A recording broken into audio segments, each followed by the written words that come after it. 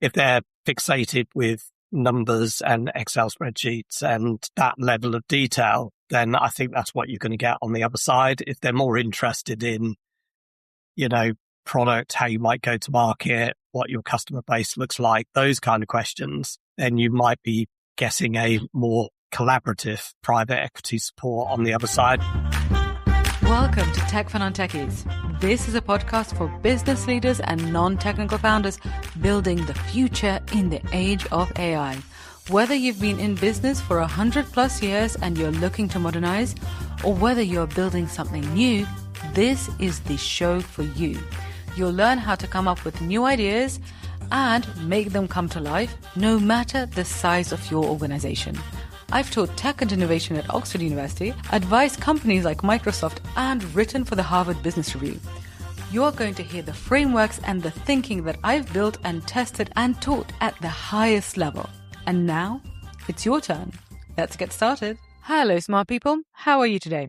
Before we get into today's episode, I want to make sure that you know that the deadline to get your free one-on-one consulting session with me, the deadline for that is literally in less than 2 weeks. This is your opportunity to get my expert eyes on your specific situation and to get my advice on how to reach your goal, whether that is building a new product, a tech venture, or anything that you've heard about on this show. You can book your free one-on-one consulting session via the link in the show notes. And remember that the link closes on the 1st of September. So if you've been thinking about it, stop thinking about it and book it. And now let's talk about today's episode. Today's guest is Peter Scott. He is the CEO of Broker Insights, a company that helps insurance brokers spot opportunities and make better decisions about where to place their clients' risks. And Peter's one of those rare people who has genuinely done it all. He is kind of a perfect non-technical leader in a tech business to learn from, because he began his career in a retailer.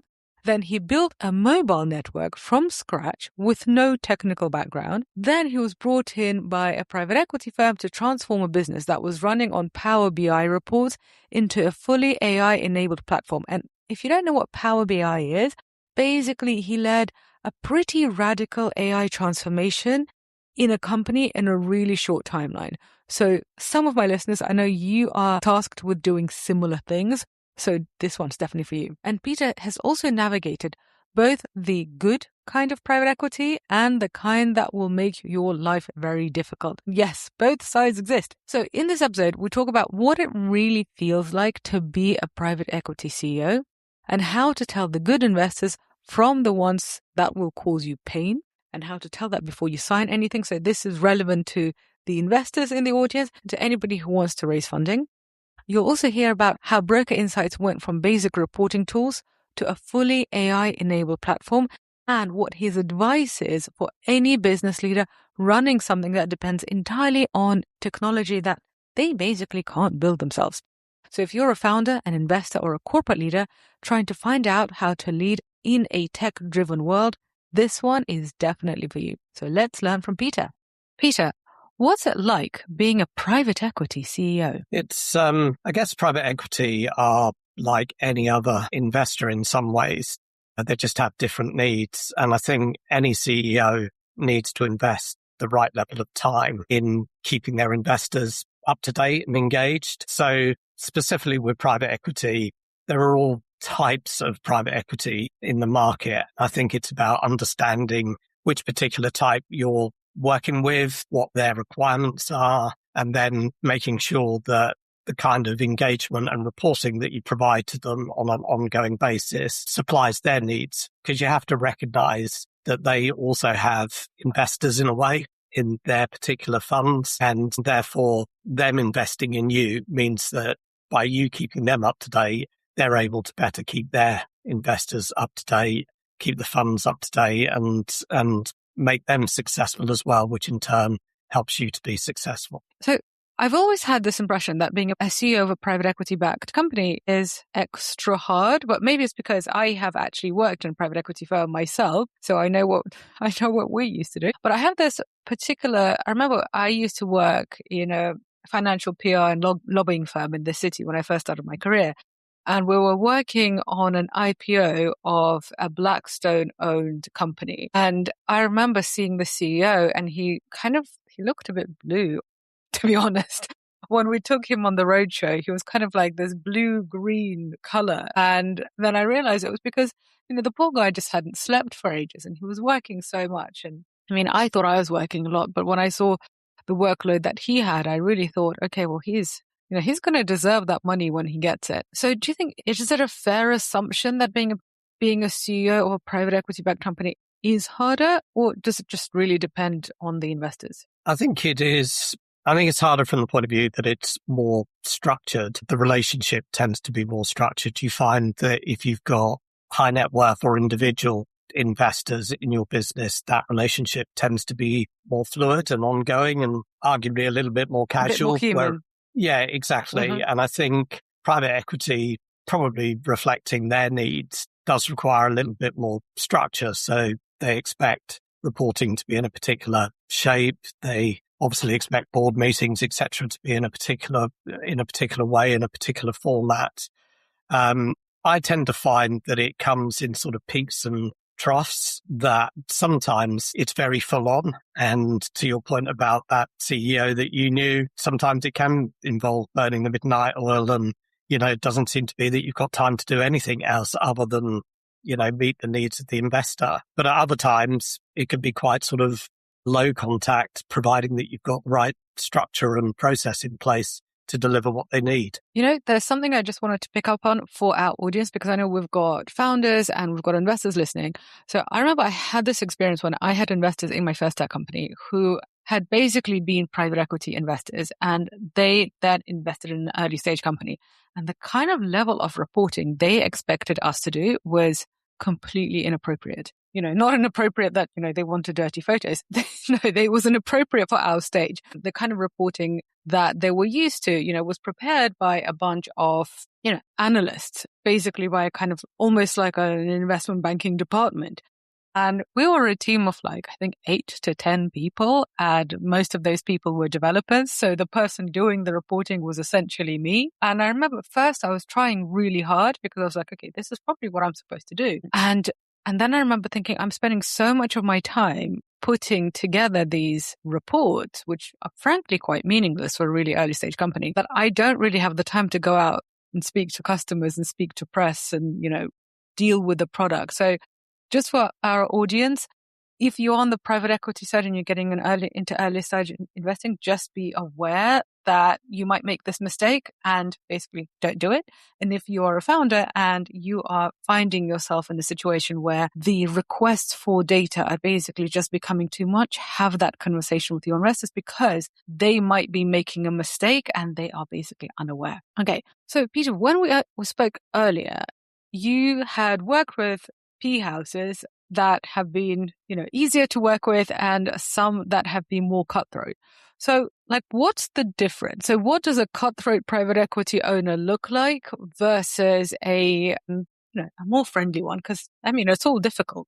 So what's really the difference? I think for me, it's probably from a private equity perspective, how quickly do they want to get value out of the business? Probably sort of drives how they behave with that business. And if I think about 2 private equity houses that I've worked with that would fall into those kind of camps that you've just described, one clearly bought a business that they anticipated getting value out of very, very quickly. And the reality was, when I got involved with that business, there was an awful lot to do. There was a lot of operational things to change. There was a need to bring technology and digital awareness into the company. And all of those kind of things take time. And while you're doing that, obviously from the private equity perspective, it was frustrating for them because they felt that the business was in a place where it could have moved faster.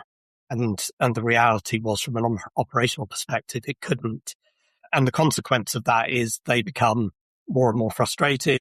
The pressure grows, and that then has a knock-on effect onto the management team within the company, and probably to all of the employees as you're trying to deliver something that just isn't realistic. And on the flip side of that, with currently work with private equity house that are very collaborative, who appreciate that things take time. It's not that they don't challenge in the same way or have expectations in the same way, but they do give you time to set out how long something might take and what kind of plans that you're prepared to put in place in order to deliver them. And then they're prepared to be patient and allow you to do that. I think there's a sort of, they have to trust you as well. And they're clearly both the good and the bad, in my experience, need to understand that they've dropped the CEO in for a reason. They've got a management team for a reason. And therefore, there needs to be a level of trust that on neither side do you want to take longer than is required. And that's where the trust comes into it, that they need to believe that you will actually deliver it in the end for them. So when you decided to work with this PE firm the second time and you already had this harder experience, how could you tell that these were the good guys? Like what? Because, now you're working with them, you already have a track record with them, so but when you're getting in the early stage discussions, how do you know that you're about to get involved with somebody who, has an approach that you agree with versus somebody who's like, look, let's just get in there, load it up with debt and then flip it? Yeah, I think it's actually quite sort of early stage. I would encourage anybody that's taking investment into the business, whether or not they're an operational CEO or a founder, to take time to actually try and build relationship ahead of deciding which particular private equity house they're going to go with from an investment perspective. I think it's important to build up that relationship, and you begin to get a sense of it, I think, when you do your early stage engagement in investment presentations to those particular private equity houses. What kind of questions do they ask? How detailed do they want to be? What kind of information are they looking for? You can begin to tell, I think, where a private equity house might ultimately end up. If they're fixated with numbers and Excel spreadsheets and that level of detail, then I think that's what you're going to get on the other side. If they're more interested in, product, how you might go to market, what your customer base looks like, those kind of questions, then you might be getting a more collaborative private equity support on the other side. And I think you've just got to decide for yourself through those early stages what kind of relationship you're going to get and who do you want to work with. And who's going to give you the sort of best outcome for not just in terms of return, but I think in terms of supporting the management team, getting involved in the business in a collaborative way, being engaging, those kind of things, which is the way in which I prefer to work. But I think it all happens right at the very beginning and figuring out who you want to work with and who you don't. And I guess one of the challenges within that is quite often when you're early stage, you might only have one or two to choose from. And again, I would probably encourage anybody in that sort of situation that rather than going with the only one that you've got, maybe take your time if you can and try and get some others that you could almost interview, work with, build the relationship with, so you can figure out who's going to give your business the best kind of relationship in order to get where you want to be. So, I was thinking of all these dating analogies as you were speaking that, audience, there's, I don't know, I think some of you have definitely been in these situations when you kind of have this feeling that like, this is probably not a good idea, but you really want it to work out. So you just close your eyes to the things that are definitely red flags. You can do that with investors too. When you're essentially speaking to somebody who's really focused on the Excel spreadsheet, but you're like, no, they're going to be collaborative. Like once we sign, they're going to really care about product innovation. And I think what Peter is saying is like, no, don't lie to yourself. See them for what they are. Even if you really want the money. And I think this is the problem, right? Like when you need to raise a round and you've got maybe one really interested party, but you're just not vibing with them, that's really difficult. Solved by essentially getting more interested parties. But that is usually easier said than done. So, Peter, I would now love to get into your own journey as a non-technical leader, because you started working in a retailer and now you basically lead a tech company. I'd love to kind of understand that journey. So you basically went from being in a pure retailer to leading a mobile network basically kind of overnight. So did you expect that you were going to be out of your depth, or was this a total surprise? No, I think I knew I would be out of my depth when it happened. I mean, I guess life is a series of sort of opportunities, isn't it? And you either take them or you stay in your safe territory. And those were options for me. I mean, I had a brilliant opportunity when I was with Carphone Warehouse to develop a mobile network from the ground up. And that mobile network 10 years later still exists in the UK, still trades in the UK. And I've always been the kind of person that you just, whatever opportunity comes along, you throw yourself at it, because life's too short, isn't it? You need to go after everything, and some of it works out and some of it doesn't work out, but at least you've given it a go. And I had absolutely no idea how to set up a mobile network, but threw myself into it. And over a period of 12 months, we built it, we launched it. And that was really my pivot into the technology world that I'll be forever grateful that I actually did, because technology is moving at such pace and is so exciting today that you would want to be a part of it, rather than where I was prior to that, which was, in the retail world, which I dearly loved, but is quite sort of one-dimensional. So I'm curious, how did you get the job of a CEO of a mobile network when you basically had no relevant experience? It was an internal move, and it was going to be attached to the business that I was already running as a CEO. So we had an opportunity from a larger network, because we were going to set up what's called a virtual network, which effectively sits on a major network's infrastructure. So we had an opportunity given to us that would have added significant value to the business that I was already running. And it was too big an opportunity really for us to turn down. So it was a case of throwing ourselves completely into it. So I think this is actually a really good example of something that I say to people who want to work in a tech company and want to basically transition in a senior leadership role in it, is that, yes, you can go for a job in Amazon or Meta or, the obvious ones. But actually, you could also join a traditional business and then go into its tech bit and actually build a career there. So, for example, you could join Nike. When I think of Nike, I think of shoes, athletic wear, right? Michael Jordan. But the Nike Run app is actually a really big deal. So the digital transformation that they've had there, that part of Nike is really like a B2C tech company. So you could totally work for a traditional business and also build your career in tech at the same time. So Peter, when you sat in rooms with really technical people and you didn't understand what was going on, how did you manage to lead them when they were doing something completely incomprehensible to you? Yeah, I think the first thing is it was actually quite important for me personally to be in the rooms. It would have been very, very easy to, bring on board a number of consultants and surround myself with the experts and just let them work away. But I really wanted to immerse myself in what was happening and understand what was happening, because I think that was the best way that I could both influence it to make sure the outcome was the right one for us, but also understand what it was we built from the ground up. So you're right that it meant that I was in rooms where some of what was being talked about I didn't understand, but I guess I sat there and copiously took notes, and outside of the room asked the experts exactly, what it was they were talking about, and really sort of deep diving and understanding what it was. So bizarrely today, I couldn't build a network, but I could describe it to you. I could describe exactly what you need to think about, how you go about it. And that's what I wanted to do. I wanted to immerse myself and get really stuck into it. It's really interesting to see how that happens. I remember I hired a developer. This was a couple of years ago. And I remember I said to him, I'm a non-technical founder, just so you know who you're going to be working with.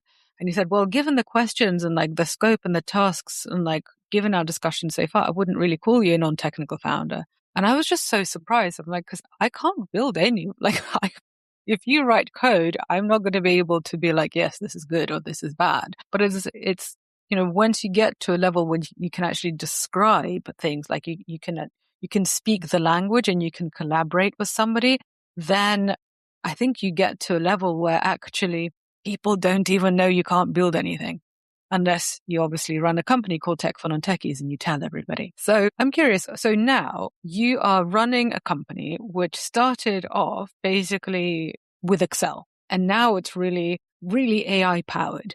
So I'd love to kind of understand the origin story of that, because we have a lot of non-technical founders who are listening, and these people would really want to understand, okay, how does a company go from basically being built with a really simple tool that we all have to then becoming a tech company that has private equity investors? Like, what are the steps? Because I think many people want to do that. And so if they see successful examples of that will be inspiring, but also very useful. Yeah. So our journey, and I'm not a founder, just to be clear, I'm the CEO that joined the business about 2.5 years ago, but the business has actually existed for about 8 years. And the two founders that started it were both subject matter experts in insurance, which is where our business sits. We provide data and analytics tools into the insurance industry. They were subject matter experts in terms of insurance. They spotted a gap in the market.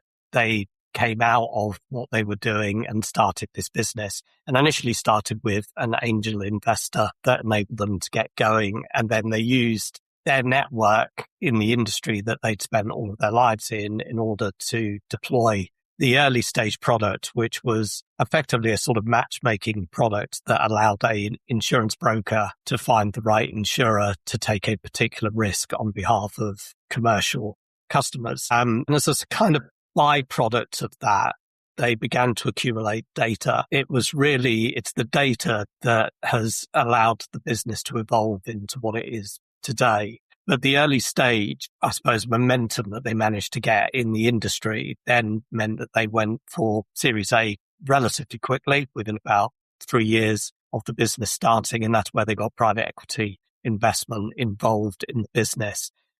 And the reality is that today, we've still got the same private equity investor, and we've still got that original angel investor involved and a number of other sort of high net worths. So that's kind of where our financial investment has come from.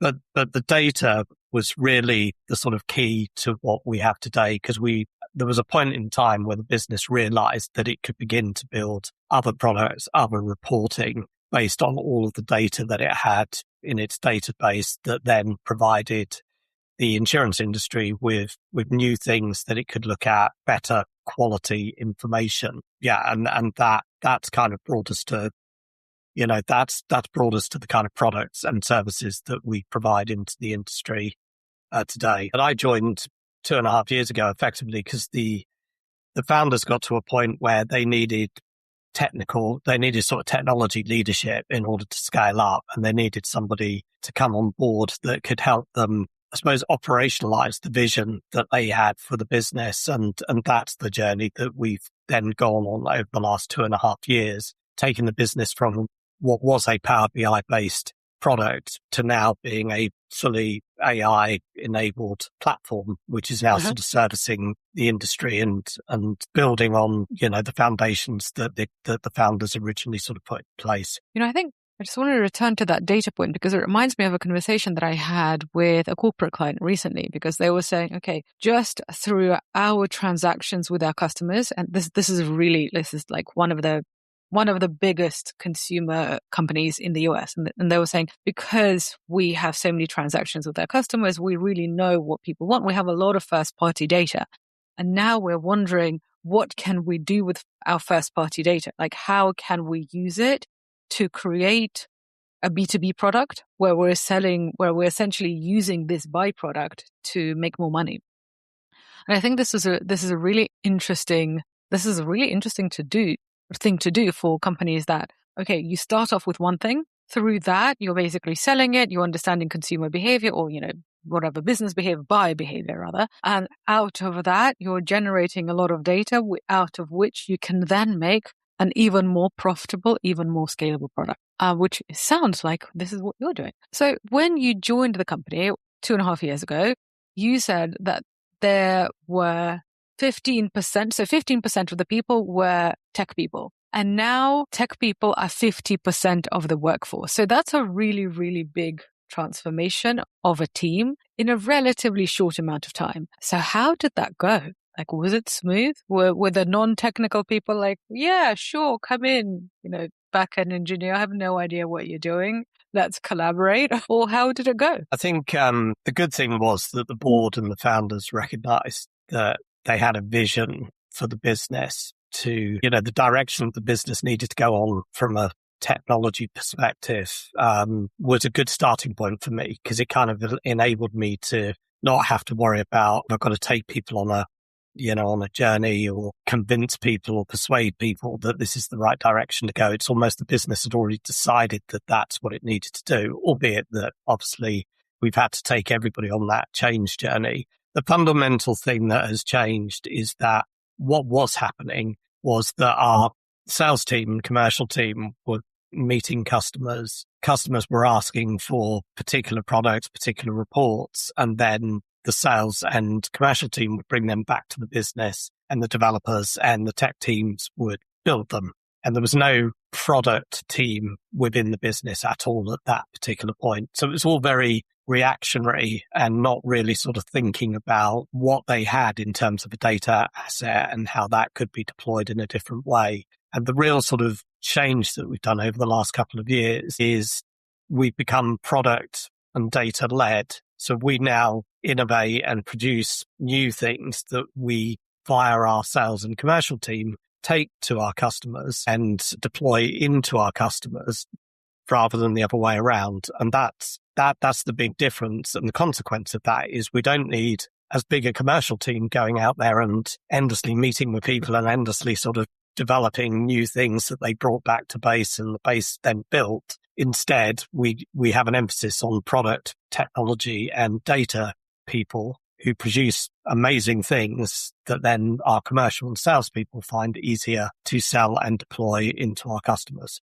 It's so interesting you said that, because I've literally just been talking to a company that is just at the start of that journey, and they're just finding it so difficult. So it's a company that basically has a really, really good B2B sales team. So the B2B sales team go and get these corporate contracts for their tech product. Then they come back and basically tell the engineering team and the product team, this is what we need to build. So as a result, this company has lots of different versions of the same product, but each version is slightly different. And so essentially it's a lot of cost. It's basically a mess. It's really not a product driven company. And now the founder is like, hang on a second, how did this thing happen where we were essentially duplicating the product all the time with just tiny changes for this corporate client and that corporate client. And so they're basically trying to change it and make it into a product focused company. But, from what I'm seeing, it's really requiring some bravery from the founder's part, because he's thinking,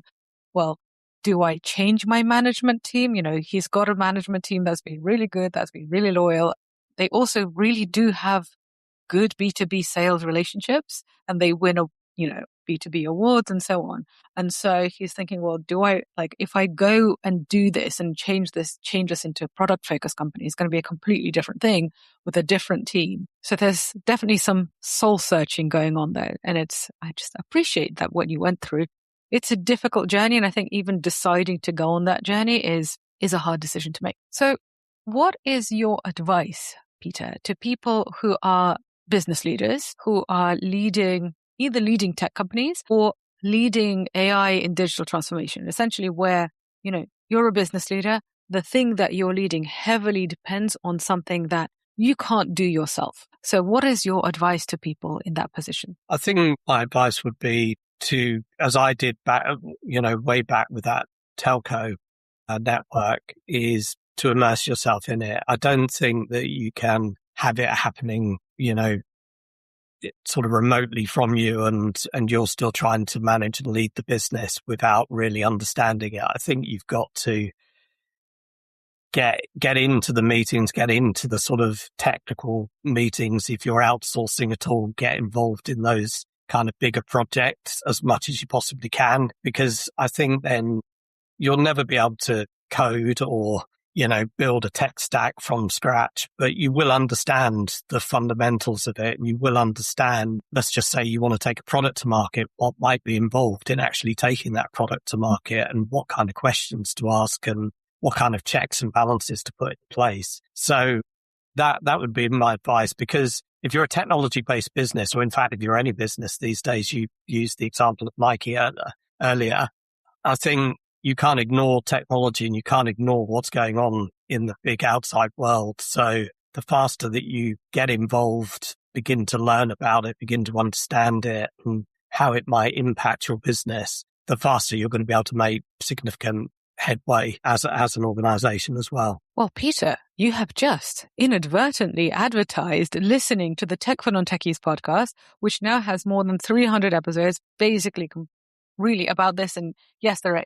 interviews with leaders like Peter, but also there are lots of episodes where basically I am teaching you a specific concept. So listen to this podcast. And also, Peter, you have inadvertently advertised actually bringing in Tech for Non-Techies into your organization or just taking one of our courses, because literally this is what we specialize in helping people who are non-technical succeed and thrive in an age changed by technology. So I'd love to leave it on that note. Thank you very much, Peter, for joining us and sharing your wisdom.